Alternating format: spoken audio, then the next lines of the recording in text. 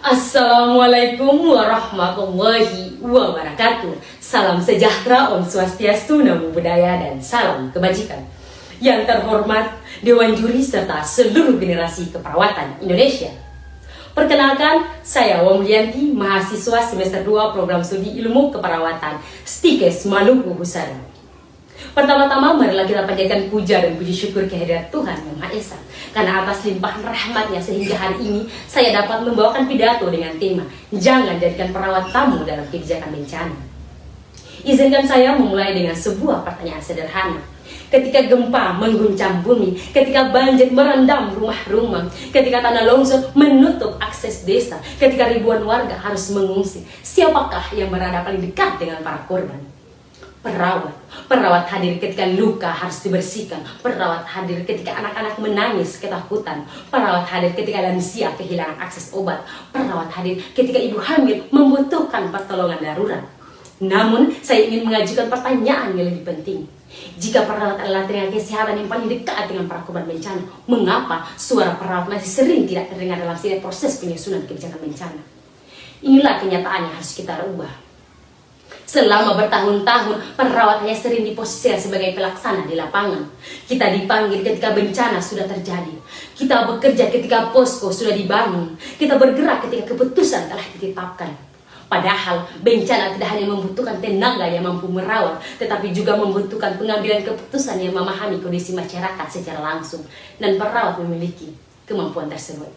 Hadirin yang saya hormati, Indonesia adalah salah satu negara dengan resiko bencana tertinggi di dunia. Data Badan Nasional Penanggulangan Bencana menunjukkan pada Februari 2025 terjadi 237 kejadian bencana yang menyebabkan lebih dari 471.000 warga terdampak dan mengungsi. Bahkan pada November 2025 tercatat 274 kejadian bencana yang menyebabkan lebih dari 4,9 juta jiwa terdampak serta ribuan korban luka dan meninggal dunia. Angka-angka tersebut bukan sekedar statistik. Di balik setiap angka ada seorang anak yang kehilangan rumahnya. Ada seorang ibu yang kehilangan rasa aman. Ada seorang lansia yang kehilangan akses terhadap pengobatan. Ada keluarga yang harus memulai dari nol. Dan perawat menyaksikan itu secara langsung. Karena itu, tema perawat sebagai penentu kebijakan bencana bukan sekedar tema lomba. Tema ini adalah kebutuhan nyata bangsa. Dalam situasi tersebut, perawat tidak hanya merawat tubuh korban, tetapi memahami kondisi masyarakat secara menyeluruh. Karena itulah, kebijakan bencana yang tidak melibatkan perawat berisiko kehilangan perspektif kemanusiaan yang paling mendasar. Hadirin yang saya hormati, hari ini saya ingin menyampaikan 3 seruan penting. Pertama, libatkan perawat dalam setiap proses pengambilan keputusan kebencanaan. Kedua, setiap daerah rawan bencana perlu memiliki Nurse Disaster Police Leader. Ketiga, jadikan data keperawatan sebagai data mitigasi bencana. Hadirin yang saya hormati, di era transformasi digital, perawat juga dituntut untuk beradaptasi dengan perkembangan teknologi. Artificial Intelligence mampu memprediksi risiko bencana. Geography Information System mampu memetakan wilayah rawan. Telehealth mampu memperluas layanan kesehatan.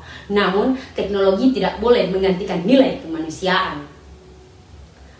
Karena itu, transformasi perawat di era digital bukan tentang kemampuan menggunakan data. Transformasi yang sesungguhnya adalah menjadikan perawat pemimpin yang mampu mengintegritaskan data, teknologi, etika, dan kemanusiaan dalam pengambilan keputusan kebijakan bencana. Hadirin yang saya banggakan, hari ini saya ingin menutup pidato ini dengan sebuah pesan. Jangan menunggu bencana datang untuk mendengar suara perawat. Jangan menunggu korban berjatuhan untuk memahami pentingnya perspektif keperawatan. Dan yang terpenting, jangan jadikan perawat tamu dalam kebijakan bencana. Terima kasih, salam tangguh, salam keperawatan, dan salam kemanusiaan. Wabillahi taufiq wal hidayah. Wassalamualaikum warahmatullahi wabarakatuh.